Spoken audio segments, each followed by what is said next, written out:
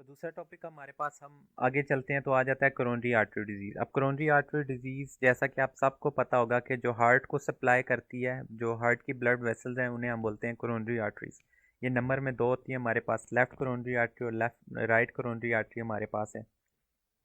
अब अगर फ़र्ज़ किया कोई भी ऐसी कंडीशन है जिसकी वजह से हमारे पास क्या कोरोनरी आर्टरी में कोई भी डिफेक्ट आ जाता है, ज़्यादातर हमारे पास क्या होता है थीरोस्क्लेरोसिस की वजह से हो सकता है, तो उसकी वजह से क्या होगा हमारे पास इस्कीमिया होगा हार्ट का।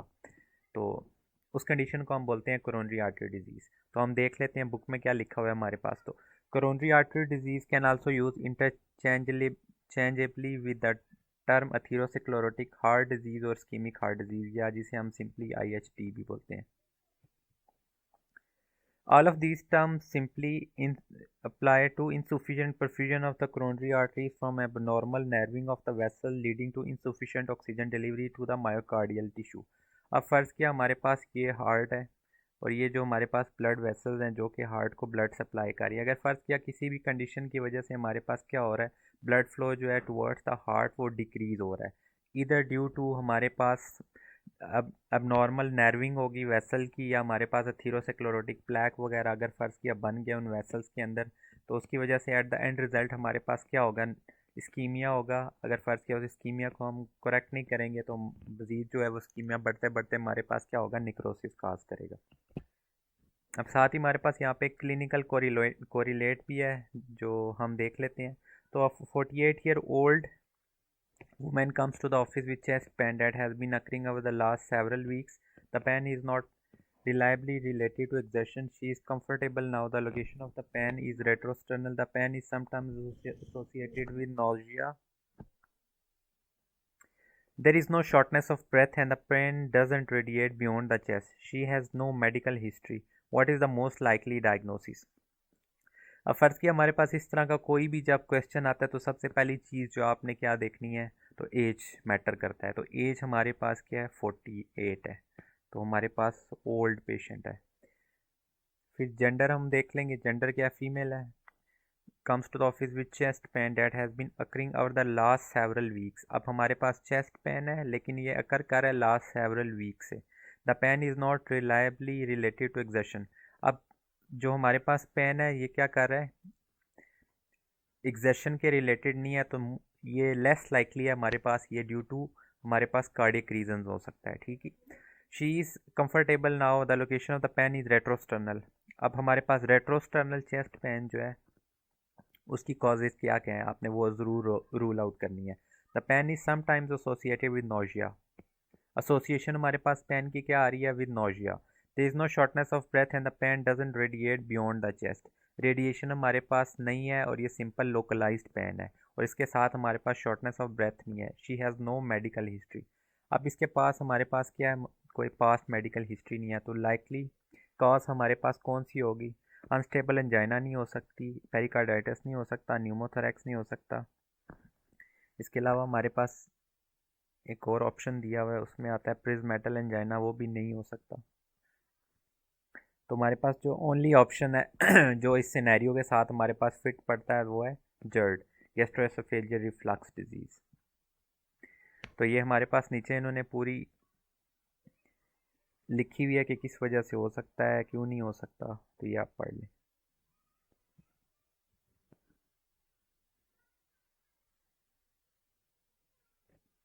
फिर हमारे पास यहाँ पे टिप क्वेश्चन लिखा हुआ है कि menstruating women visually never have myocardial infarctions.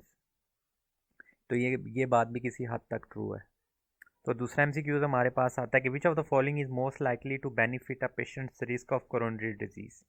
तो इसके में हमारे पास कौन कौन से ऑप्शन है, administration of estrogen replacement at the time of menopause, stopping tamoxifen, stopping aromatase inhibitors, regular exercise, relaxation method such as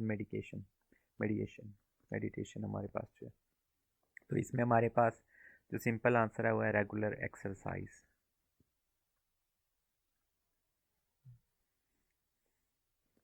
फिर G understanding risk factors for coronary artery disease is most important in establishing a diagnosis in cases of chest pain with equivocal और uncertain histories. ये हमारे पास answer दिया हुआ है, तो ये आप खुद से रीड आउट कर लें।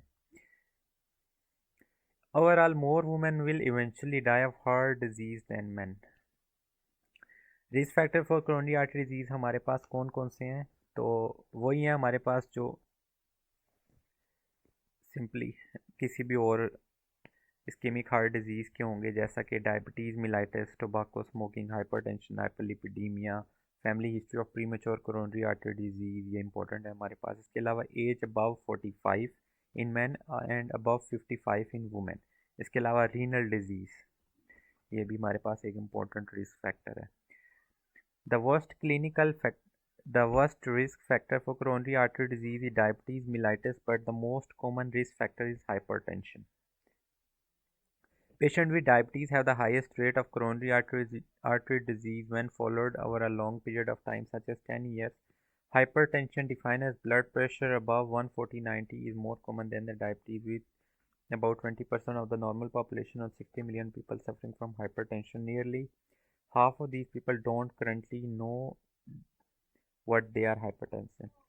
अब ये वही बात है कि अगर फ़र्ज़ किया कोई ऐसा पेशेंट है जिसका ब्लड प्रेशर हाई रहता है या शुगर हाई रहता है, ज़ाहिर बात है ये साइलेंट डिजीज़ है, ये कोई इस तरह की हमारे पास जो है कॉम्प्लिकेशन वगैरह पेशेंट को काज नहीं करती अगर ये एक्यूट सेटिंग में है। लेकिन अगर क्रोनिक सेटिंग में है तो उसकी वजह से हमारे पास कंडीशंस ओरिजिनेट हो सकती हैं, जैसा कि ब्लरिंग ऑफ विजन हो सकती है या डायरेक्ट हमारे पास स्ट्रोक हो सकता है। तो नॉर्मली जो हम ब्लड प्रेशर की डेफिनेशन लेते हैं पाकिस्तान में, तो वो ग्रेटर दैन 130/85 है। अगर फ़र्ज़ कि हमारे पास कोई ऐसा पेशेंट है जिसका ब्लड प्रेशर ग्रेटर दैन 130 और 85 है, तो वो हाइपरटेंशन की तरफ जा रहा है या प्री हाइपरटेंसिव स्टेट में जा रहा होगा। इसके अलावा हमारे पास क्या आ जाता है? फैमिली हिस्ट्री आ जाता है। Family history doesn't convey a risk for the patient if coronary artery disease develop in elderly relatives or if the relatives were grandparents, cousins or aunts or uncles. First degree relatives are siblings and parents. तो वही जब हम family history लेते हैं तो आपने family history में जो है वो फर्स्ट डिग्री जो रिलेटिव्स हैं उनके ऊपर ज़्यादा फोकस रखना है। अगर फ़र्ज़ किया उनको कोई इस तरह की बीमारी वगैरह है तो पॉसिबल है कि कोई उस पेशेंट को भी हो सकती है। तो premature coronary disease is defined as being in a family member who is a male relative under 65, female relative under 65। इसके अलावा हमारे पास आ जाता है जी हाइपरलिपिडीमिया। तो सबसे पहले हमारे पास MCQ आ जाता है कि which of the following is the most dangerous to a patient in terms of risk for coronary artery disease. जैसा कि आप सबको पता होगा क्या है हमारे पास? LDL, elevated triglycerides, elevated total cholesterol, decrease high density HDL, elevated LDL या obesity। अब इसके लिए ये क्या है, हमारे पास एक ट्रिकी क्वेश्चन है, लेकिन ये सारी चीज़ें मैटर करती हैं हाइपरलिपिडीमिया में। लेकिन यह कि जो मोस्ट कॉमन है या जो सबसे ज़्यादा मैटर करती है वो हमारे पास क्या, एलिवेटेड लो डेंसिटी लिपोप्रोटीन। अगर फ़र्ज़ किया किसी पेशेंट में LDL का लेवल हाई है तो उसमें chance of ischemic heart disease के ज़्यादा है बनिस्बत अदर के।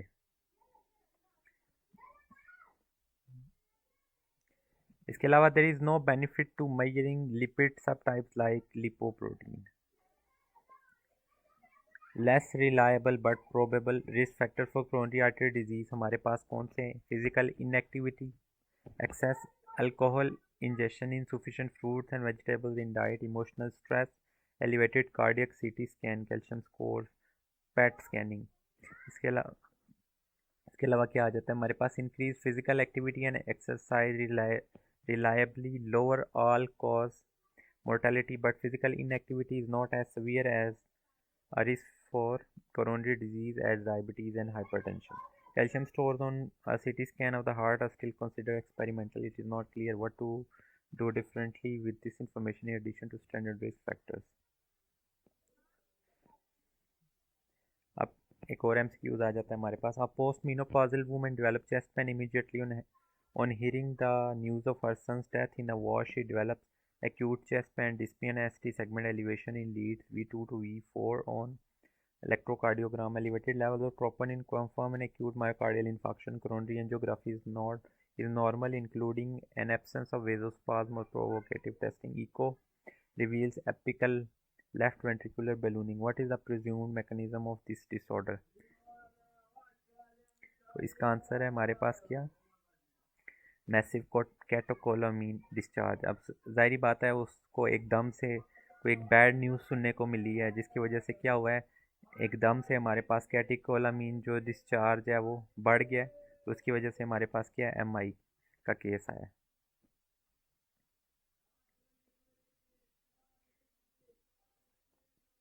अब इसी तरह हमारे पास अनरिलायबल या unproven proven risk factor for coronary artery disease क्या है, several disease markers such as elevated homocysteine level, chlamydia infection, elevated C reactive protein levels have not proven to be reliable. There is no benefit for measuring, following, or attempting to therapeutically intervene on these factors. They are the wrong answers. तो आपने जो हमारे पास correct answer है उनका तो ध्यान रखना ही रखना है, इनकरेक्ट आंसर है उनको भी अपने जहन में ज़रूर रखना है। Frequently, wrong answers are just as important to learn as the right answer, knowing which answer to select and which choices to avoid. The most common wrong answer on risk factor questions कौन कौन से हैं, तो वो आपको वो भी अपने जहन में रखने हैं। The presence of coronary artery disease risk factors can help answer the question which of the following is the most likely diagnosis when the patient is young or the presentation is equivocal. अब फर्ज किया कोई patient young है, उसकी as कम है, तो उसमें less likely है कि उसमें इस्कीमिक हार्ट डिजीज़ वगैरह का चांस होगा। लेकिन अगर फ़र्ज़ किया वही पेशेंट है, उसकी एज अगर आप बढ़ा देते हैं, अगर फ़र्ज़ किया 50+ के साथ कोई पेशेंट आता है, तो उसमें जो चांसेस ऑफ हार्ट डिजीज़ हैं वो ज़्यादा होंगे बनिस्बत यंग पेशेंट के। तो जब भी आप MCQ कोई भी हल करेंगे तो आपने इन चीज़ों का ख़ास तौर पे ध्यान रखना है। The most frequent mistake in risk factor questions involve family history, mistaking CAD in elderly relatives even if they are the patient's parent as a risk for the patient. When the question asks which of the following is the most important element in evaluating or assessing this patient, students most commonly answer CAD in these patients despite the fact that the age of parent presenting is outside the risk factor guidelines such as a mother in her late 60s. तो ये चीज़ें भी आपके लिए जहन में रखना बहुत ही इंपॉर्टेंट है। Correcting which of the following risk factor coronary artery disease will result in the most immediate benefit for the patient.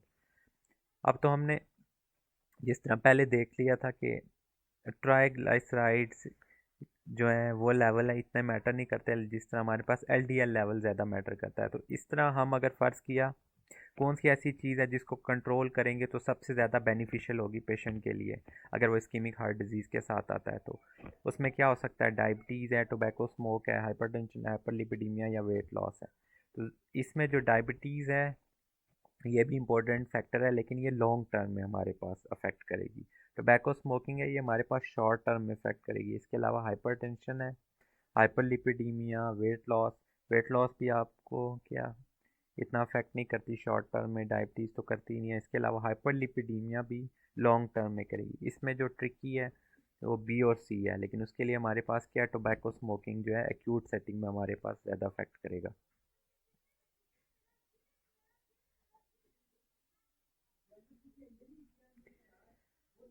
अब फ़र्ज़ किया कोई पेशेंट चेस्ट पेन के साथ आता है, तो प्रेजेंट कैसे करेगा इस्कीमिक हार्ट डिजीज़ में। तो the heart is a muscle and like any muscle when it is starved for oxygen it will produce a sore muscle type of pain when ischemic. Ischemic pain is described as dull or sore, squeezing or pressure like. अब ये जो हमारे पास ischemic heart disease का pain है ये बिल्कुल वैसे ही होगा जिस तरह अगर पेशेंट कोई हमारे साथ एपिगैस्ट्रिक बर्निंग के साथ आ रहा है। तो इस चीज़ को डिफ्रेंशिएट करना आपके लिए बहुत ज़रूरी है, जो कि आप कर सकते हैं सिर्फ और सिर्फ ECG के ऊपर। तो qualities of the pain that go against ischaemia, अगर फ़र्ज़ किया कोई पेशेंट कहता है मुझे चेस्ट पेन है, लेकिन अगर वो इस तरह की आपको क्वालिटीज़ वगैरह पेन की बताता है, तो लेस लाइकली हैं वो due to ischaemic heart disease होंगी। अब उसमें से क्या आ जाता है हमारे पास, शार्प नाइफ लाइक और point like, last for a few second. अगर फ्यू सेकेंड लास्ट कर रहा है तो वो लेस लाइकली है क्या है हमारे पास इस्कीमिक हार्ट डिजीज़ का पेन है।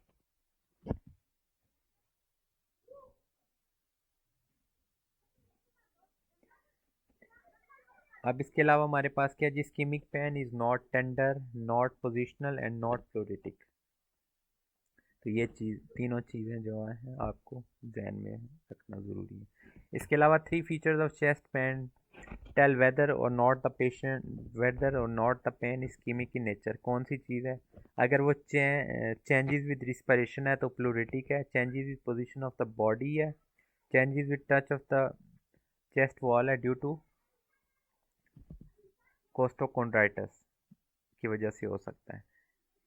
अगर फ़र्ज़ किया हमारे पास चेस्ट पेन रिस्पिरेशन के साथ चेंज हो रहा है तो वो प्लूरिटिक हो सकता है। Position of the changes respiration के साथ है तो प्लूरिटिक हो सकता है, changes position of the body है। इसके अलावा अगर फ़र्ज़ किया वो changes with touch of the chest wall जिसे हम कहते हैं टेंडरनेस है, अगर टच करने की वजह से तो वो कोस्टोकोंड्राइटिस की वजह से हो सकता है। Each of these features pleuritic positional tender will exclude ischemia as a cause of the chest pain with about 95% negative predictive value. अगर इन तीन चीज़ों के साथ पेशेंट आ सकता है तो आप उसको अगर एक्सक्लूड करेंगे तो 95% तक उसकी क्या प्रिडिक्टिव वैल्यू है। In real life, a 95% negative predictive value would not be enough to exclude ischemia as a cause of the chest pain. It should mean that 1 out of 20 patients presenting with chest pain would be misdiagnosed. However, on board exam like USMLE and everyone, when the pain is described as changing with respiration, changes with body position or changing the chest wall, don't answer ischemia or CAD as the cause of the chest pain. अब अगर फ़र्ज़ किया MCQs में हमारे पास इस तरह का कोई सिनेरियो आ जाता है तो उसके अंदर आपने क्या करना है, इस्केमिक हार्ट डिजीज़ या कोरोनरी आर्टरी डिजीज़ को आपने ज़रूर एक्सक्लूड करना है। The most common cause of chest pain that is not ischaemic in nature is gastrointestinal disorder. अब चेस्ट पेन हमारे पास जो गैस्ट्रिक चेस्ट पेन हमारे पास जो है गैस्ट्रिक अपसेट की वजह से भी हो सकता है, जैसा कि कंडीशन जो है हमारे पास जर्ड, उसके अंदर हमारे पास क्या हो सकता है, चेस्ट पेन आ सकता है। For every 100 people presenting to the emergency department with chest pain, less than 10% ended up having a myocardial infarction as a cause of the chest pain. 50% or more have no cardiac disease at all. अब दूसरी चीज़ हमारे पास duration matter करती है। अगर फ़र्ज़ किया कोई patient हमारे पास चेस्ट पेन के साथ आ गया है, अगर ड्यूरेशन है हमारे पास greater than 2 to 10 less than 10 minutes है तो वो स्टेबल एंजाइना की वजह से हो सकता है, और अगर ग्रेटर दैन 10 to 30 मिनट्स है तो एक्यूट कोरोनरी सिंड्रोम की वजह से हो सकता है। प्रोवोकेटिंग फैक्टर्स जो है हमारे पास कौन कौन से हैं, फिजिकल एक्टिविटी है, कोल्ड है या इमोशनल स्ट्रेस है। इसके अलावा एसोसिएटेड सिम्टम्स हमारे पास कौन से हो सकते हैं, shortness of breath, nausea, diaphoresis, dizziness, light headedness और फटीग। क्वालिटी हमारे पास किस तरह होगी पेन की, squeezing, tightness, heaviness, pressure, burning एक। लोकेशन हमारे पास क्या होगी, सबस्टर्नल। एलिवेटिंग फैक्टर्स हमारे पास क्या होंगे, रेस्ट। इसके अलावा रेडिएशन हमारे पास कौन सी होगी, रेडिएशन टुवर्ड्स होगी, नेक होगी, लोअर जॉ और टीथ हो सकती है, आर्म्स हो सकती हैं या शोल्डर हो सकता है। अब हमारे पास काजेज आ जाती हैं चेस्ट पेन की, कौन कौन सी है।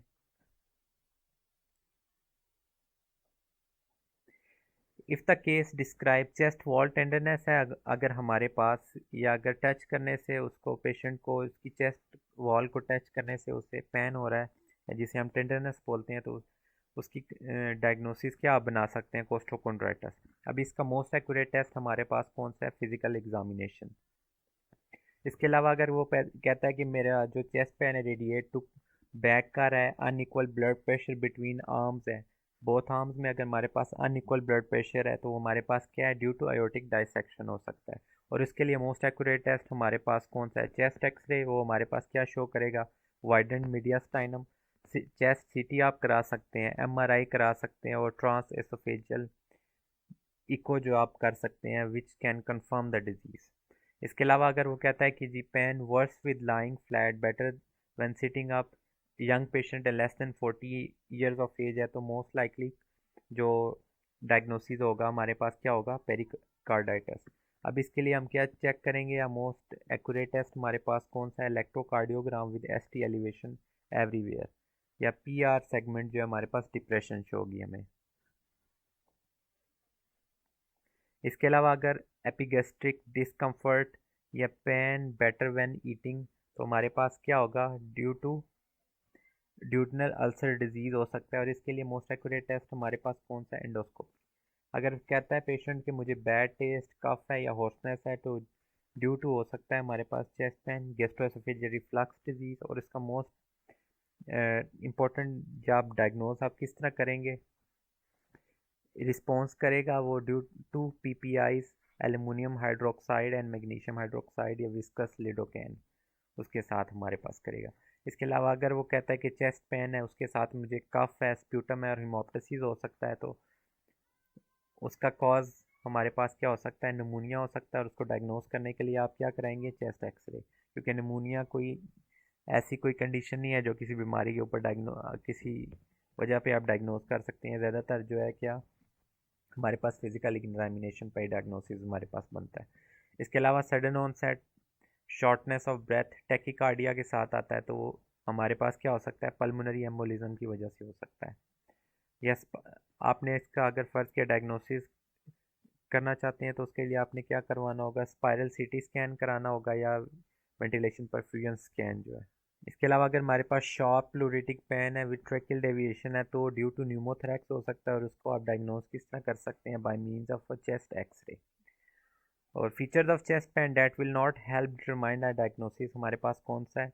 These additional symptoms can be associated with multiple diagnoses and are therefore non-specific. Their presence will not help establish a diagnosis.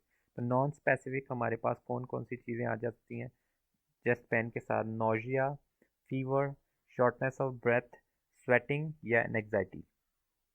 Shortness of breath in the setting of chest pain has the worst prognostic significance. Fever suggests pulmonary emboli or pneumonia as the cause. अगर फ़र्ज़ किया chest pain है, उसके साथ उसे fever भी है, तो आपने रूल आउट ज़रूर करना है पल्मोनरी एम्बोलिज्म और नमूनिया को।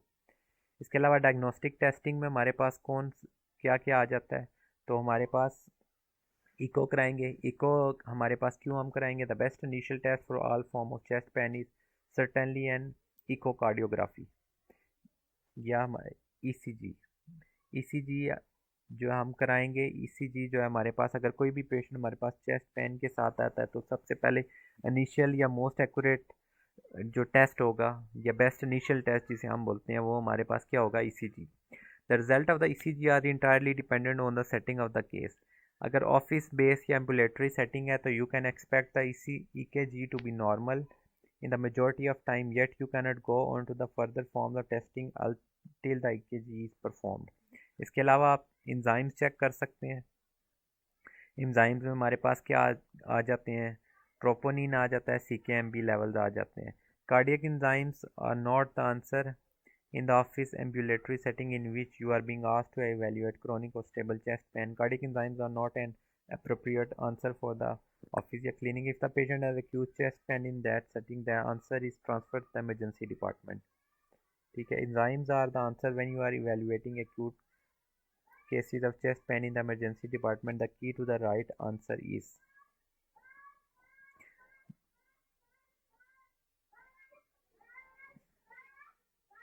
Chest pain for days two weeks है, तो हमने क्या करना है, नो एंजाइम्स कराना है अगर इमरजेंसी डिपार्टमेंट चेस्ट पेन है। अगर ऑफिस सेटिंग में है, अगर chest pain for days two weeks है, तो उसमें आपने कार्डियक एंजाइम्स वगैरह नहीं करवाने। अगर तो इमरजेंसी डिपार्टमेंट है और चेस्ट पेन हमारे पास मिनट्स टू आवर्स के साथ कोई पेशेंट आता है, तो उसके लिए आपने एंजाइम ज़रूर करवाने हैं और ईकेजी ज़रूर करवाना है। इसके अलावा हमारे पास क्या आ जाता है, अगर फ़र्ज़ किया आपने ईकेजी करवाई है किसी पेशेंट की और वो नॉर्मल आती है, तो उसके लिए आप नेक्स्ट स्टेप कौन सा फॉलो करना है, तो उसके लिए आप स्ट्रेस टेस्टिंग कराएंगे। तो स्ट्रेस टेस्टिंग हमारे पास दो तरह से हो सकती है, या फार्माकोलॉजिकल टेस्ट हो सकता है या तो एक्सरसाइज टॉलरेंस टेस्ट हो सकता है। अब exercise tolerance test is the indispensable tool to evaluate chest pain when the etiology is not clear and the EKG is not diagnostic. वही बात जो मैंने अभी आपको बताई है। ETT is based on two factors. अब ETT आपने तब करवानी है जब दो फैक्टर्स का आपको पता हो, इधर you can read the EKG, the patient can exercise.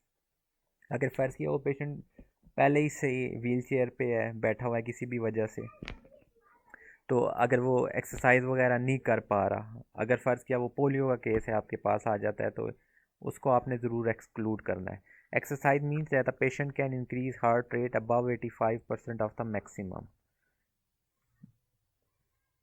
अब आपने मैक्सिमम हार्ट रेट जो है उसको किस तरह, मैक्सिमम जो हमारे पास हार्ट रेट है आप उसको किस तरह आप कर सकते हैं। तो उसके लिए फार्मूला है हमारे पास, maximum heart rate is equal to 220 minus the age of the patient. अगर फ़र्ज़ किया कोई पेशेंट हमारे पास 20 ईयर्स ऑफ एज आता है तो उसका मैक्सिमम हार्ट रेट हमारे पास 200 आता है।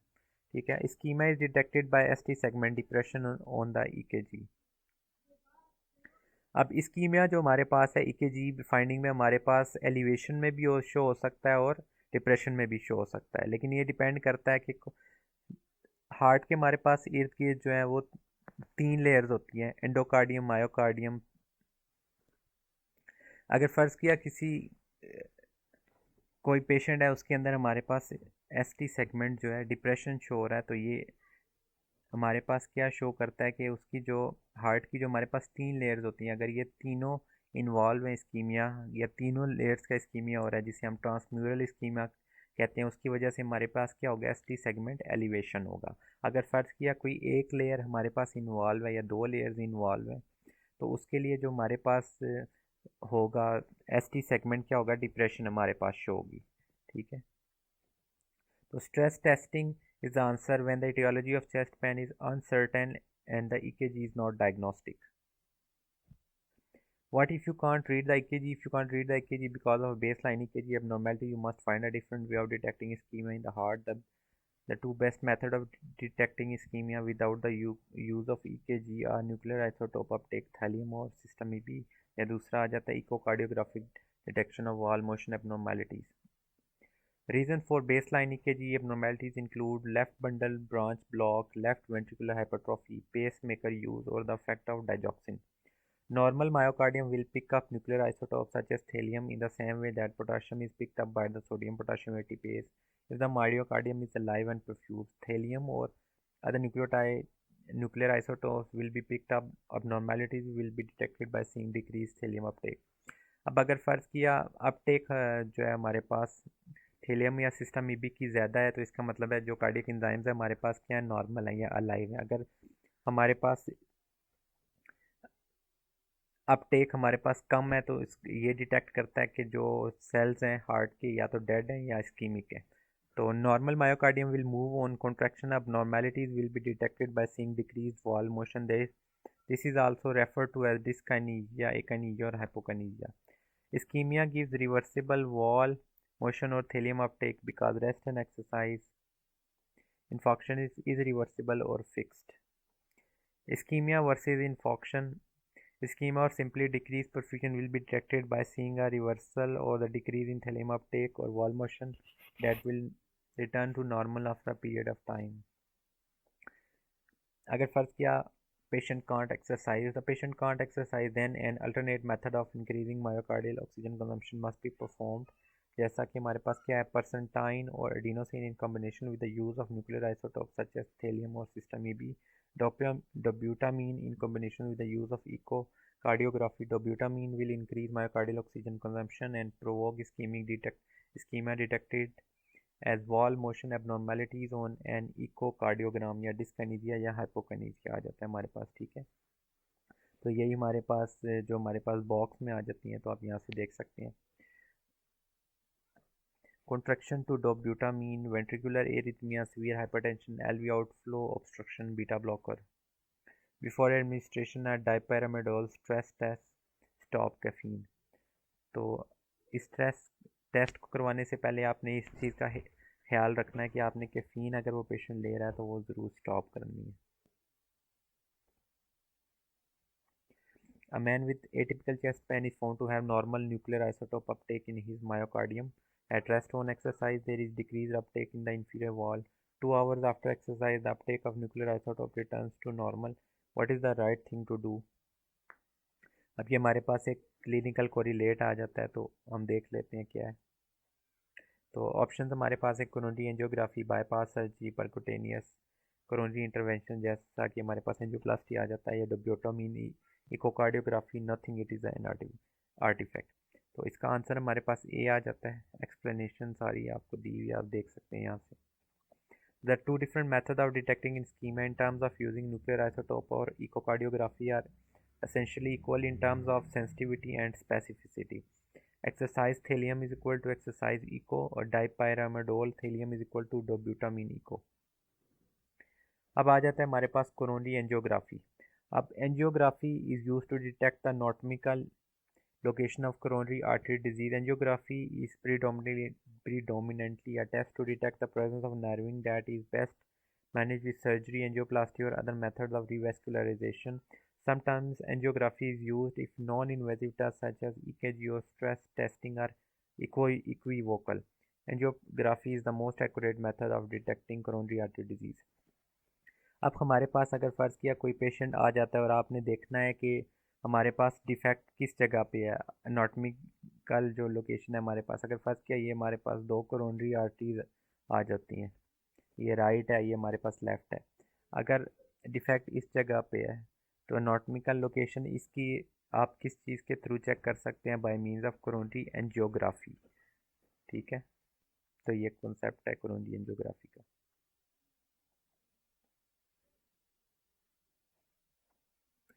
Angiography determines bypass surgery versus angioplasty.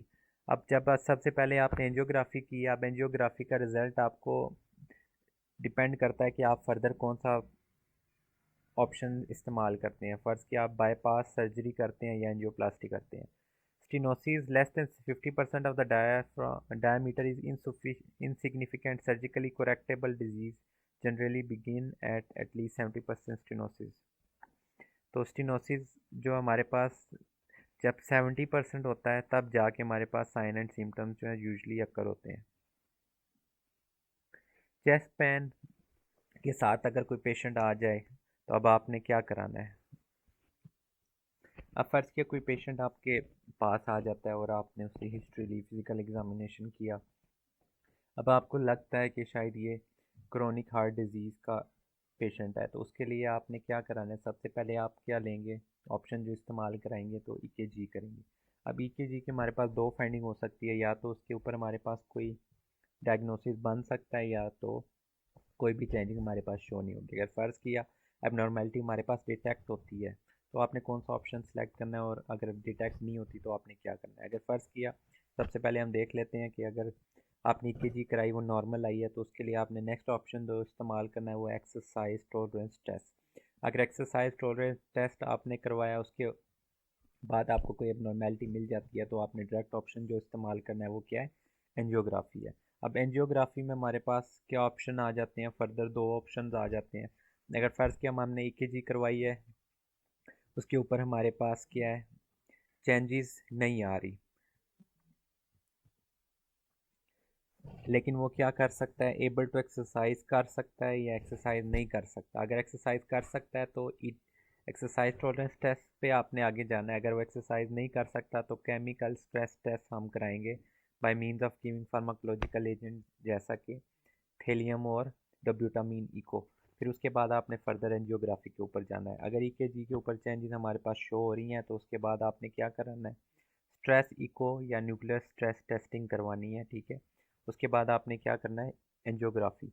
अब हमारे पास जो चेस्ट पेन है, अगर आपने ईकेजी पे फाइंडिंग आए या ना आए तो आपने एक बार रूल आउट करना है ज़रूर by means of exercise tolerance test या फार्माकोलॉजिकल टॉलरेंस टेस्ट। अगर उसके बाद हमारे पास कोई फाइंडिंग आ गया तो आपने एंजियोग्राफी का सहारा लेना है, और एंजियोग्राफी में आपने देखना है कि कितनी एबनॉर्मेलिटी कितनी वेसल्स में है। अगर एक से दो वेसल्स के अंदर है तो आपने क्या करना है? मेडिकल थेरापी स्टार्ट करनी है और उसको पेशेंट को दोबारा बुला लेना है कुछ अरसे के बाद। अगर फ़र्ज़ किया वो मेडिकल थेरापी के ऊपर ठीक है, उसे कोई मसला नहीं है, तो आपने वही मेडिकल थेरापी जो है जारी रखनी है। अगर फ़र्ज़ किया वो मेडिकल थेरापी ले रहा है और उसके बावजूद उसे चेस्ट पेन वगैरह दोबारा हो रहा है तो उसके लिए आपने कौन सा ऑप्शन लेना है? एंजियोप्लास्टी।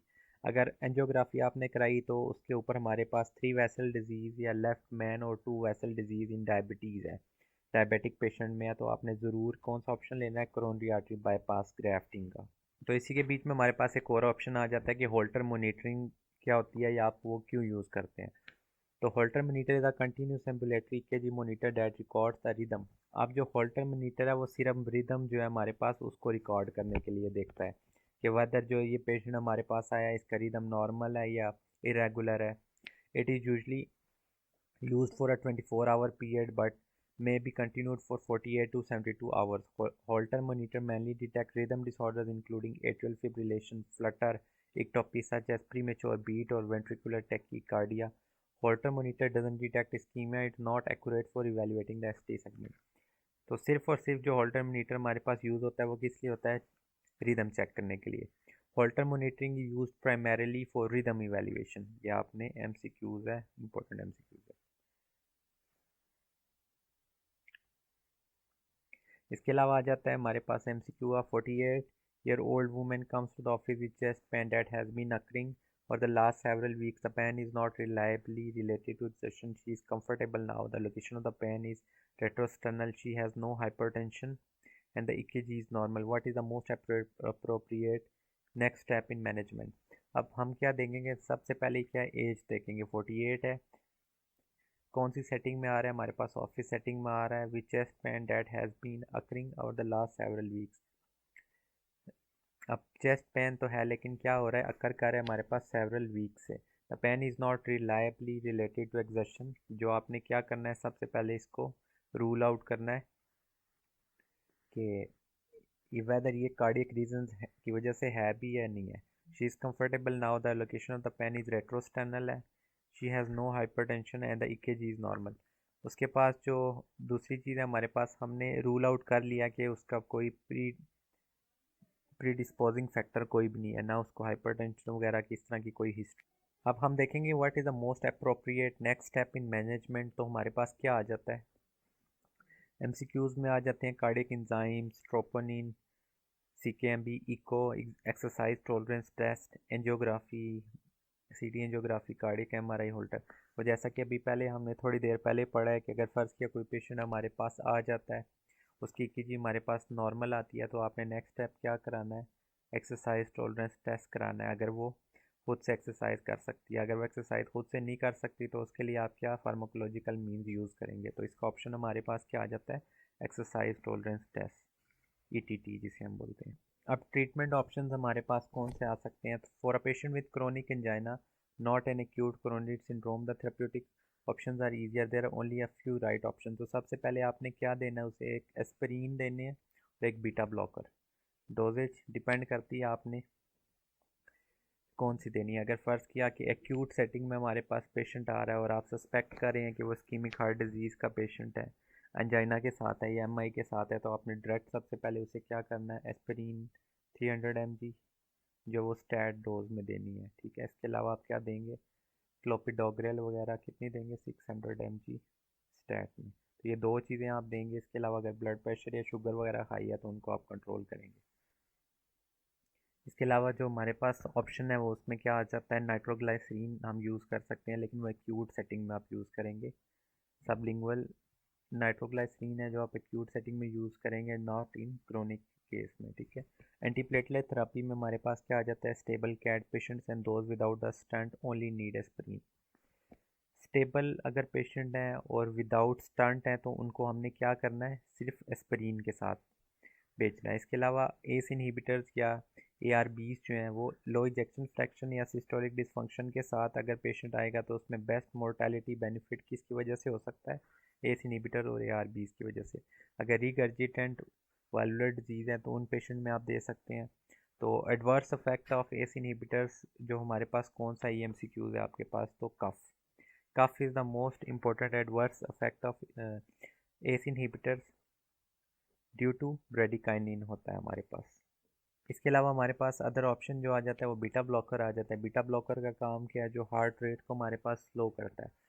हार्ट रेट स्लो होगा तो उसकी वजह से क्या होगा? जो ऑक्सीजन डिमांड है हार्ट की वो डिक्रीज होगी. तो ये इसका कुछ मैकेनिज्म है. तो beta blocker are the first line therapy in patient with stable angina. They work by decreasing myocardial contractility, heart rate and oxygen demand. Decrease heart rate, prolonged diastole which increase coronary perfusion. All beta blockers are equally effective in exertional angina. However, due to their side effect, non-selective beta blockers are rarely used in cardiology. ठीक है. तो ये नहीं matter करता कि आप कौन सा बीटा ब्लॉकर दे रहे हैं, सारे जो है हमारे पास इक्वली इफेक्टिव हैं इन एक्सर्शनल एंजाइना. फिर उसके अलावा आपने क्या करना है? लिपिड मैनेजमेंट करना है जो आपके लिए बहुत इंपॉर्टेंट चीज़ है. तो सबसे पहले हमने क्या, हमारे पास स्टैटिन्स आ जाते हैं। स्टैटिन्स हमारे पास क्या है, HMG-CoA रिडक्टेज इनहिबिटर्स हैं। तो coronary artery disease with any LDL, ये मैटर नहीं करता कि पेशेंट आपके पास जब आ रहा है तो उसका LDL HDL कितना है, कम है ज़्यादा है, लेकिन आपने ज़रूर क्या करना है, एक स्टैटिन ज़रूर एक ऐड करना है। The goal is at least in LDL less than 70। Everyone agree that with CAD the goal of LDL should be at least less than 17. Primary prevention start a statin if the 10-year risk of CAD is greater than 7.5. इसके अलावा lipid management में आपने कौन सी चीज़ें दे सकते हैं। High intensity statins क्या करते हैं, डिक्रीज LDL ग्रेटर देन 50, जिसमें आता है अटोरवास्टैटिन, रोजुवास्टैटिन। इसके अलावा मॉडरेट इंटेंसिटी स्टैटिन में क्या करते हैं, डिक्रीज LDL 30 to 50% है हमारे पास। अदर स्टैटिन एंड डोजेज आ जाती हैं हमारे पास। लो इंटेंसिटी स्टैटिन में हमारे पास कौन सा आ जाता है, जो डिक्रीज LDL लेस देन 30% करते हैं, फ्लोवास्टैटिन, लोवास्टैटिन आ जाता है, प्रोवास्टैटिन। ठीक है। Coronary artery disease equivalents should be used in all of them. कौन कौन से में हम यूज़ कर सकते हैं, peripheral artery disease, carotid disease, aortic disease, stroke and MI के पेशेंट में। इसके अलावा हमारे पास अदर लिपिड लोअरिंग थेरापीज में क्या आ सकता है, नायासिन, जिम्फिब्रोजिल, कोलिस्टेरामीन। All have beneficial effect on lipid profile. However, none of them is the best initial therapy because none of them has a clear mortality benefit in coronary artery disease that statins provide. Statins leave an antioxidant effect on the endothelial lining of the coronary arteries that gives a benefit that transcends simply lowering the LDL level. None of them has a clear benefit when added to statins. ठीक है। तो ये हमारे पास कुछ examples हैं, या further पढ़ सकते हैं। ग्राफ दिया हुआ है हमारे पास, वही बातें हैं सारी जो मैंने आपको पहले बताई हैं, तो ये इतने कोई इंपॉर्टेंट नहीं है। इसके अलावा हमारे पास PCSK9 इनहिबिटर्स आ जाता है, ये भी इतना इंपॉर्टेंट वगैरह नहीं है हमारे पास। तो एक साइड इफ़ेक्ट हमारे पास स्टैटिन का क्या आ सकता है, ये हिपैटोटॉक्सिक है, हिपैटोटॉक्सिक है। तो इसके लिए आपने ज़रूर चेक करना है AST and ALT levels when using statin.